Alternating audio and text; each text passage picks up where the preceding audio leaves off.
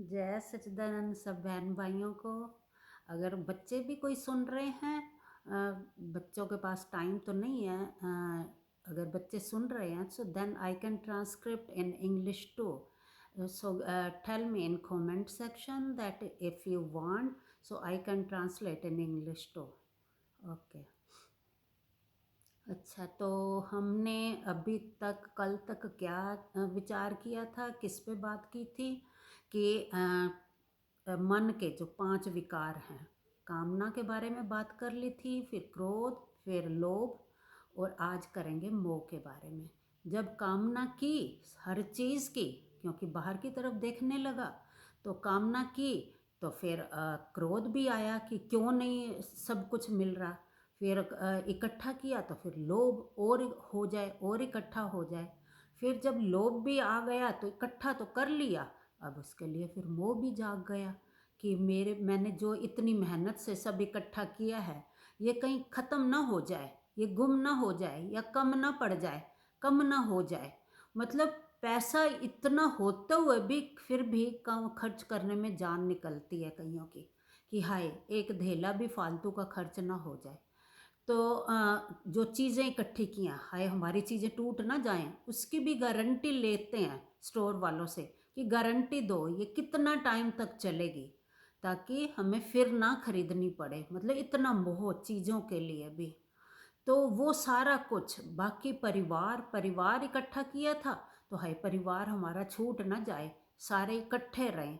तो बच्चों के साथ इनको कुछ हो ना जाए, इनके पास फिर बच्चे हुए, इनको कुछ हो ना जाए पहले, फिर इनके अच्छी नौकरी मिल जाए। मतलब मोह में ये सारा कुछ हम सोच रहे हैं, सब कर रहे हैं। ये सब मन कर रहा है, हम नहीं कर रहे, मैं नहीं कर रहा, मन कर रहा है। तो फिर वही कि हाँ अब बच्चों को अच्छी नौकरी, पहले पढ़ लिख जाएं, फिर अच्छी नौकरी मिल जाए, फिर उनकी शादियां हो जाएं, फिर उनके आगे बच्चे हो जाएं। मतलब मोह में हम चलते ही जाते हैं, फंसते ही जाते हैं। जैसे मकड़ी नहीं खुद जाल बनाती है, वो खुद ही उसमें फंस जाती है, फिर उसको निकालने के लिए किसी और के सहारे की ज़रूरत होती है। ऐसे ही मनुष्य योनि में मनुष्य मतलब इतना मोह में फंस जाता है हर चीज़ के। वो इकट्ठा कर कर के ढेर तो लगा लेता है, फिर उसमें मोह पड़ जाता है कि ये मेरी चीज़ें ख़त्म ना हो जाएं, ख़राब ना हो जाएं, किसी को कुछ हो ना जाए। तो फिर वो खुद ही बनाए हुए जाल में खुद ही फंस जाता है। फिर वो मोह के चक्कर में, मोह में देखो कईयों की जान तक चली जाती है कि हाय मेरे बच्चे को कुछ हो गया, या मेरी बहन को, मेरे भाई को, या मेरे माँ बाप कभी भी हमें हमसे छूटने नहीं चाहिए, इनको मरना नहीं चाहिए। क्योंकि समझ नहीं है ना कि मैं कौन हूँ। जब ये पता होता मैं कौन हूँ और बाकी सब में भी कौन है, हम सब एक ही हैं, कोई मरता नहीं है, कोई छूटता नहीं है, सब यहीं के यहीं रहते हैं। शरीर छूटता है, 5 तत्वों का था वो भी छूटता, क्या 5 तत्वों में फिर मिल जाता है। तो वो भी जिनके जानने का हम इतना गम कर रहे हैं कि मरने तक, मर मराने तक को तैयार हो जाते हैं, मर जाते हैं, हाय मैं इसके बिना कैसे जीऊँगा या इसके बिना कैसे जीऊँगी। तो मर मराने तक मतलब सोच लेते हैं, इतना मोह पाल लेते हैं। तो फिर वो मोह भी, इतना मोह कर लिया तो वो भी हमारे दुख का कारण हो गया। पहले कामना करी, फिर क्रोध किया, फिर लोभ किया, फिर अब मोह में मरे जा रहे हैं।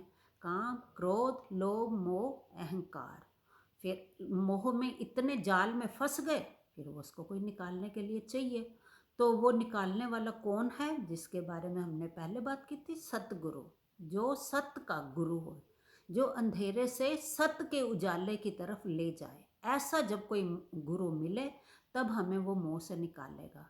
फिर अच्छा, फिर उसके बाद आखिरी वो क्या है, काम क्रोध लोभ मोह अहंकार। जब इतना सब कुछ इकट्ठा कर लिया तो फिर अहंकार भी आएगा, क्योंकि फिर जब हमारे पास दूसरों से ज़्यादा हो गया तो फिर हम अहंकारी बन जाएंगे कि मेरे पास तो इतना, इनके पास तो कुछ भी नहीं है, मैं इनसे ऊंचा हो गया, या मुझे पदवी बड़ी मिल गई, मेरी जॉब इनसे ऊपर है, तो उसको हम को छोटा समझने लग गए, अपने को बड़ा समझने लग गए। अहंकार।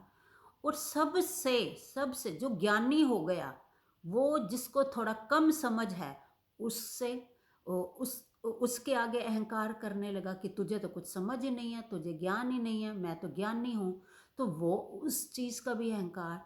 और सबसे बड़ा अहंकार तो सबसे पहले तो मैं शरीर हूँ, मैं मनुष्य हूँ, मैं शरीर हूँ, इसका अहंकार।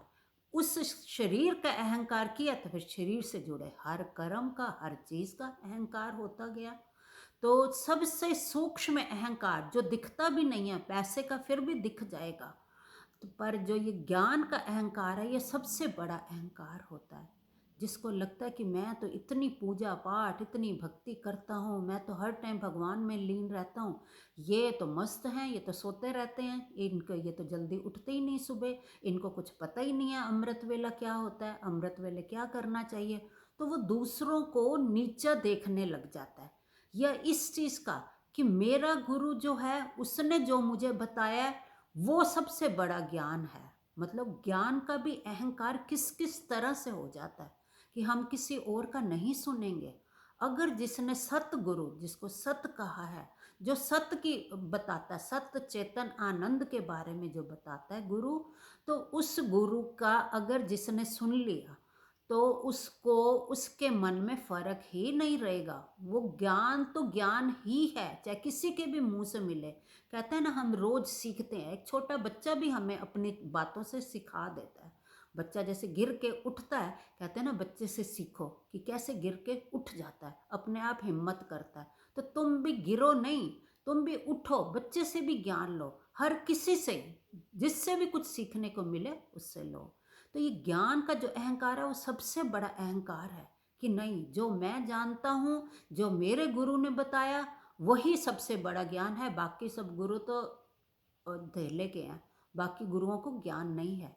ये सब ये इतना सूक्ष्म है ना, मुंह से नहीं बोलेगा, पर अंदर वो ऐसा, ये जो ज्ञान है ना, कहते हैं जो एक अहंकार की चिंगारी पूरे जिंदगी के सत्संग को, ज्ञान को एक सेकंड में, जैसे एक चिंगारी पूरे घास या लकड़ी के ढेर को एक सेकंड में जला देती है, वैसे ही एक अहंकार की बूंद वो पूरे ज्ञान को जला देती है। रावण के पास क्या नहीं था?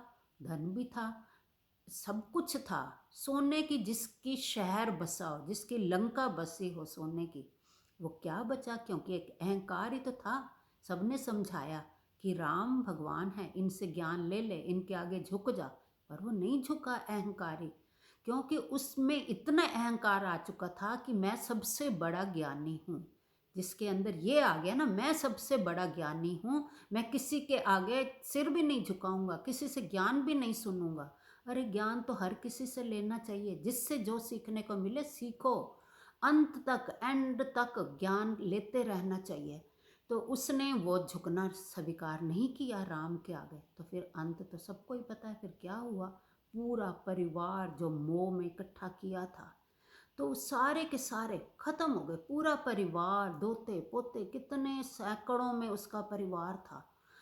उसकी बीवी भी, मंदोदरी, उसकी रानी समझाती रह गई कि वो भगवान है, झुक जा, पर वो अहंकारी, क्योंकि ज्ञान का उसे अहंकार था, ये चीज़ों का उसे अहंकार था कि मैं सोने की लंका का मालिक हूँ, मैं इतना ज्ञानी, मैंने इतने लाखों वर्षों तक तपस्या करके ज्ञान प्राप्त किया, तो मैं कैसे एक बनवासी के आगे झुक जाऊं। उसको राम भगवान नहीं दिख रहे थे, उसको एक बनवासी लड़का दिख रहा था। वो कहता उसके आगे, वो जो उम्र में भी छोटा, ज्ञान में भी कम, बनवासी है, जिसको बाप ने घर से निकाल दिया, जंगलों में भटक रहा है, उसके आगे मैं झुकूं, उससे ज्ञान लूं। ये उसका जो अहंकार था ना, ये उस रावण को खा गया, पूरी उसकी लंका अस्त व्यस्त हो गई, सब कुछ खत्म हो गया।